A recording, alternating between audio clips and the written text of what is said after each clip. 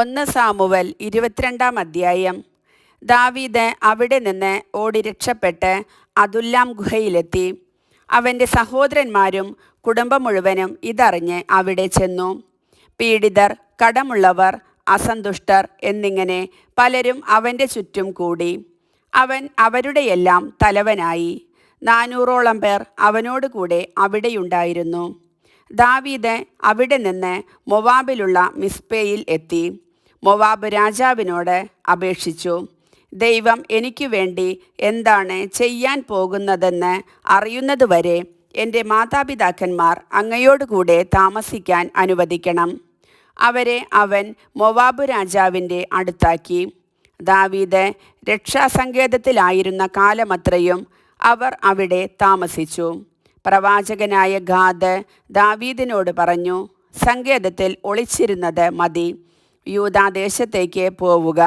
അതനുസരിച്ച് ദാവീദ് ഹേരത്ത് വനത്തിലേക്ക് പോയി. പുരോഹിതന്മാരെ വധിക്കുന്നു. ദാവീദിനെയും കൂട്ടാളികളെയും കണ്ടെത്തിയെന്ന് സാവൂൾ അറിഞ്ഞു. അവൻ കുന്തവുമായി ഗിബയായിലെ കുന്നിൻ മുകളിലുള്ള പിജുലമരത്തിൻ്റെ ചുവട്ടിലിരിക്കുകയായിരുന്നു. ഭൃത്യന്മാർ ചുറ്റും നിന്നിരുന്നു. സാവൂൾ ചുറ്റും നിന്നിരുന്ന ഭൃത്യന്മാരോട് പറഞ്ഞു, ബെഞ്ചമിൻ ഗോത്രജരെ കേൾക്കുവിൻ. ജസ്സയുടെ മകൻ നിങ്ങൾക്ക് നിലങ്ങളും മുന്തിരിത്തോട്ടങ്ങളും തരുമോ? നിങ്ങളെ സഹസ്രാധിപന്മാരും ശതാധിപന്മാരുമാക്കുമോ? നിങ്ങൾ എനിക്കെതിരെ ഗൂഢാലോചന നടത്തിയില്ലേ? ജസ്സയുടെ മകനുമായി എൻ്റെ പുത്രൻ സഖ്യമുണ്ടാക്കിയപ്പോൾ ആരും എന്നോട് പറഞ്ഞില്ല. അവൻ എൻ്റെ ദാസനായ ദാവീദിനെ എനിക്കെതിരായി തിരിച്ചുവിടുകയും പതിയിരിക്കാൻ പ്രേരിപ്പിക്കുകയും ചെയ്തിട്ട് നിങ്ങളിൽ ഒരുവൻ പോലും എന്നോട് പറയുകയോ എന്നോട് സഹതപിക്കുകയോ ചെയ്തില്ല. അപ്പോൾ സാവൂളിൻ്റെ ഭൃത്യന്മാരുടെ അടുത്തു നിന്നിരുന്ന ഏദോമ്യനായ ദോയഗ് പറഞ്ഞു, ജസ്സയുടെ മകനെ ഞാൻ കണ്ടു. നോബിൽ വെച്ച് അഹിത്തൂബിൻ്റെ പുത്രൻ അഹിമലക്കിൻ്റെ അടുക്കലേക്ക് അവൻ വരികയായിരുന്നു. അഹിമലക്ക് അവനു വേണ്ടി കർത്താവിനോട് പ്രാർത്ഥിച്ചു. അവന് ഭക്ഷണവും ഫിലിസ്ത്യനായ ഗോലിയാത്തിൻ്റെ വാളും കൊടുത്തു. രാജാവ് അഹിത്തൂബിൻ്റെ മകനും പുരോഹിതനുമായ അഹിമലക്കിനെയും അവൻ്റെ പിതൃഭവനത്തിലുള്ള എല്ലാവരെയും നോബിലുള്ള എല്ലാ പുരോഹിതന്മാരെയും ആളയച്ചു വരുത്തി. സാവൂൾ പറഞ്ഞു, അഹിത്തൂബിൻ്റെ പുത്ര കേൾക്കുക. പ്രഭു സംസാരിച്ചാലും അവൻ പ്രതിവചിച്ചു.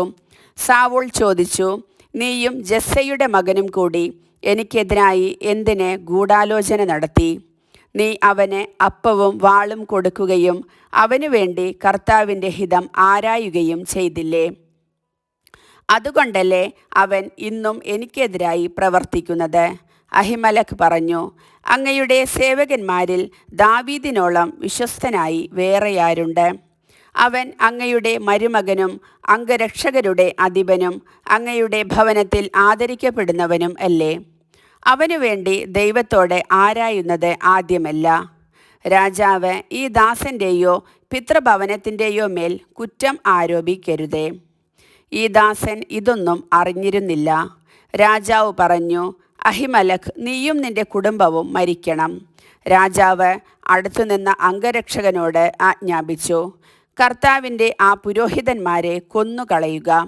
അവരും ദാവീദിനോട് ചേർന്നിരിക്കുന്നു.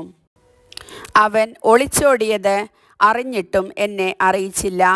എന്നാൽ കർത്താവിൻ്റെ പുരോഹിതന്മാരുടെ മേൽ കൈവയ്ക്കാൻ രാജഭൃത്യന്മാർ തയ്യാറായില്ല. അപ്പോൾ രാജാവ് ദോയഗിനോട് കൽപ്പിച്ചു, നീ ആ പുരോഹിതന്മാരെ കൊല്ലുക. ഏദോമ്യനായ ദോയഗ് അത് ചെയ്തു. ചണനൂൽ കൊണ്ടുള്ള എഫോദ് ധരിച്ച 85 പേരെ അന്ന് അവൻ വധിച്ചു. ആ പുരോഹിതന്മാരുടെ നഗരമായ നോബ് അവൻ നശിപ്പിച്ചു. പുരുഷന്മാർ, സ്ത്രീകൾ, കുട്ടികൾ, ശിശുക്കൾ, കഴുതകൾ, ആടുമാടുകൾ എന്നിങ്ങനെ എല്ലാറ്റിനെയും വാളിനിരയാക്കി. എന്നാൽ അഹിത്തൂബിൻ്റെ മകൻ അഹിമലക്കിൻ്റെ പുത്രന്മാരിൽ ഒരുവനായ അബിയാദർ രക്ഷപ്പെട്ട് ഓടി ദാവീദിൻ്റെ അടുത്തെത്തി. കർത്താവിൻ്റെ പുരോഹിതന്മാരെ സാവൂൾ വധിച്ച വിവരം അവൻ അറിയിച്ചു.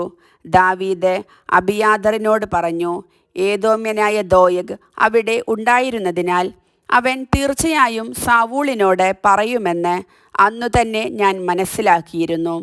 നിന്റെ പിതൃഭവനത്തിൽ എല്ലാവരും മരിക്കുന്നതിന് ഞാൻ കാരണമായി. ഭയപ്പെടേണ്ട, എന്നോട് കൂടെ താമസിക്കുക.